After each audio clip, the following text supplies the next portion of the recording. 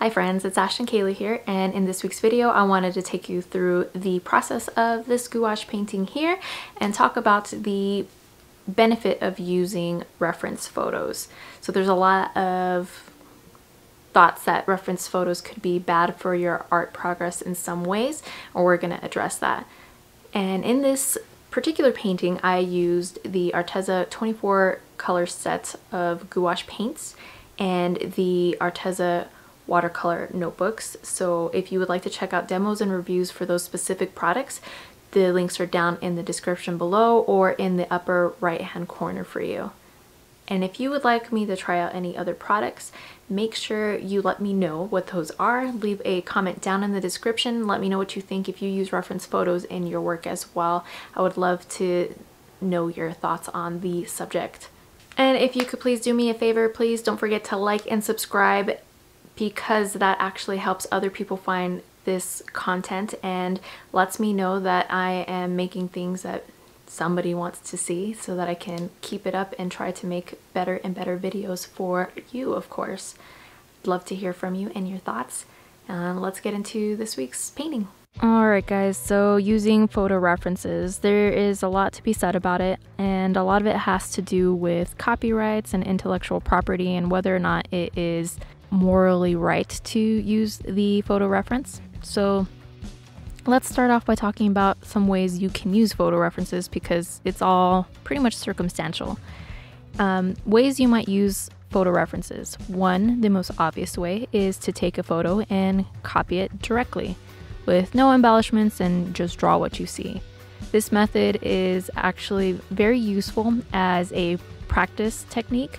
A lot of young artists will use this to enhance their skills, and the reasons for this is it's very obvious, very easy to see whether you are improving and how successful you are, because if your art looks exactly like the source material, then obviously you're doing some stuff right. And a lot of pro artists will continue using this practice throughout their career to further enhance their skills or keep their chops up. So once you've done this practice, then what? What is that art good for? Well, this is where all the circumstantial stuff comes into play. If the photo that you're copying has anything that could potentially be copywritten by someone else, then it is not a good idea to share or try to sell that piece of art you created, because the idea was not original and you can face some legal issues, and morally it's just not cool. If you didn't come up with the idea and you just copied it exactly, you can't really say that that is your art. That's not fair. You wouldn't like it if you took time to develop an idea and creation and then someone just basically Xeroxed it. It's a little bit different because, I mean, you feel the work that went into it, because if you're able to duplicate it, you know the work that it takes to make it. So of course you're going to be proud of that, but it's still not wholly yours, and you should respect the original artist. And when I say original artist, it doesn't necessarily have to be a painter. It could be the photographer who took a photo. Again, if it is not your work, you're regurgitating someone else's vision, and it's not okay to try to sell it or gain fame through it. There are actually a few instances where it is okay to copy. Sometimes you can get permission from the person who developed the source material, and like for instance, there's stock photo sites, and those people who contribute to those sites are compensated, so they relinquish all their copyrights and they put it out there for you to use any way you want. If you're using photos like that, then it is okay to go ahead and copy, and there are actually a handful of other instances where copying is more legitimate and not so morally ambiguous. And instances of this might be where you're hired by a company who owns the IP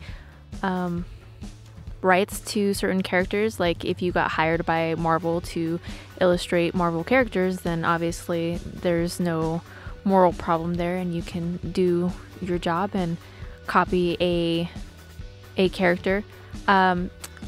But I'm not wholly talking about intellectual properties in this specific video. That'll probably be a future video because it's tied to it, but it's not exactly what I'm talking about here. I'm talking about using photo references specifically and drawing off of those. So there are also scenarios where you might get hired to draw or paint or whatever, recreate something like a photograph to honor somebody, such as in a memorial. Like this instance I had recently, I was given a photograph. I don't know who took the photograph, and I was just asked to paint them. But I know that the photograph itself was not considered a piece of art. It's more of a sentimental photograph, and I won't be gaining any more from it other than the original commission to do the work. So it's not like I'll be selling it or monetizing it any other way. In the instances where you do use someone else's work and copy it, or loosely copy it, that you can tell that it was inspired by some other piece of artwork, then it is a good idea to, one, have permission, and two, cite your sources. Make sure you give credit where credit is due. This goes on a lot on Instagram, where an artist will like and follow somebody and they'll see a cute picture and they will recreate it, and that's great. It is flattering, I'm sure, but you should definitely be making sure you have permission to do so. And then once you actually post it, you really should be citing where you got it from, giving credit to the original person or poster. And if there's any question, like if you try to kind of make it your own, but it's still kind of close and obviously inspired by someone else's work, you definitely need to cite and give credit to the original person. Copying is okay for practice though. It does have its place in the art world, but not for personal gain if it wasn't you who originated it. And it's kind of hard to say some stuff like that because at this point people think that everything's been done. There's nothing new, and to an extent that's true, but I do think that everyone has a unique voice, and the way we express things is very individual to us. So even if a general idea has been done before, if you're not copying something directly, you can put your own spin on it and make it yours. Fan art is one of those things that can be kind of tricky too. I like and appreciate fan art, of course, if there are stories and characters we like, we identify with them, and we want to recreate their worlds as well. But I think you should definitely be trying to put your own spin on things for both moral and legal reasons. So that kind of covers why copying is both okay and not okay, and under which circumstances. The best way I think to use photo references is to inform and inspire. So what do I mean by this is you can use a photograph, whether you own the copyright or not, and change it enough to make it completely unrecognizable to the source. And the easiest way to do that is actually to combine references. A lot of artists like to do composites, or what's called a mood board. And using a mood board, you can take ideas and colors and certain shapes and mix them all up into a completely original and unique piece of art. Like I did for this painting, I use Pinterest a lot, and I take photographs of things that I find interesting or inspiring all the time. So I do have a bunch of folders and whatnot on my computer and my phone and in the cloud so that I can use them to create artworks. And a lot of the times when I have these pictures, the art that I get out of them looks nothing like the pictures at all, but it might help give me more realistic details as far as lighting or good realistic anatomy. And in this painting, I found 2 goldfish on Pinterest, and I will show those here. Now, the fish that I ended up painting, while they have relatively the same pose, there's a lot of things different with them. I didn't try to duplicate them exactly, just get them kind of realistic in shape and flow. Their colors are very different, and even their fin structure is a little bit different, but ultimately those pictures helped me create goldfish on my painting that looked like actual goldfish, because We have to build a visual vocabulary in order to draw things realistically. And when we draw things completely out of our imagination or head, if we haven't studied life or learned to see things as they are, we will make things up. We, as human beings, tend to turn everything into more simplified symbols, and that causes very inaccurate drawings in our early art career. For example, like when a child draws a house and it's basically a rectangle or square with a triangular top. They have simplified forms that they know into something very basic, into a symbolic representation. So, I mean, if you yourself try to, just from memory, draw your school that you attended when you were in first grade, it probably wouldn't look very much like the actual thing. So a photo reference would be a nice thing to use in order to get a realistic structure. Now, the girl that I drew in this painting, this is the picture that inspired her in the early stages. I had done a very, very light sketch in pencil, which you can hardly see in the video, but this is what I was actually looking at, and I ultimately changed her look entirely. She has no real recognizable features as the photo reference once I'm done, but that's how I tend to use them. That picture, maybe I like the nose of one model and the eye color of another, and I might be using certain pictures but change the direction and tilt of her head. So using the photos, I can get some realistic details, things that actually exist in the world, and tweak them just so to fit what I'm trying to convey.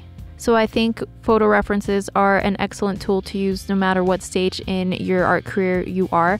The more that you draw certain things, of course, you're going to get more familiar with their structure and be able to turn them in your head to get you different and more interesting perspectives without relying on photos.